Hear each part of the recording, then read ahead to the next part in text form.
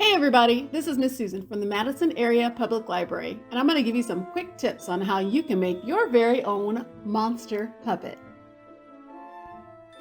Alright, so if you've stopped by the Matteson Area Public Library and picked up your monster kit, inside you're going to have one blank glove puppet, some yarn googly eyes, some pom-poms, and probably some felt scraps, and a mini bottle of tacky glue to glue everything onto your puppet.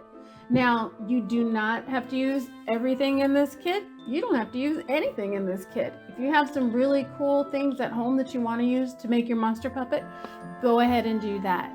Now, when I teach puppetry at the library, what I do is I first tell my students that you want to start off with the nose. The nose is the most important feature on a puppet because it helps to guide you on where the eyes should go and where your mouth should go. So start by putting your nose on. Now don't glue it yet. Let's make sure we get everything on this first before we start gluing. So after that, you want to do your eyes. Now you can use the googly eyes that came in your kit.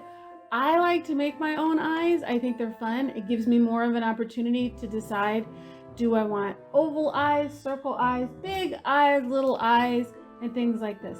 So you'll also need a permanent marker and some scissors. Those are also things that are not in your kit. What I like to do is I'm going to go ahead and draw the irises onto the eyes. Oh, there we go. That looks like fun. Cute! Alright, so after that, we're going to give him a circle mouth. You can do whatever shape mouth you want. Great thing about the mouth is it could be right under the nose. It could be at the side. It's up to you. And I took a piece of felt. I think we're going to give him a unibrow. Oh, that's so fun. Now there's different ways that you can do eyebrows. Like on the puppet that I had before, I had the eyebrows going down. Kind of gives him a mischievous type look. But this one we're just going to use a simple unibrow. Now you could also use those pom-poms or felt scraps to add on different features to help create the body of your puppet. The great thing about monsters is whatever you want to do is up to you. There's no right or wrong way of decorating a monster puppet.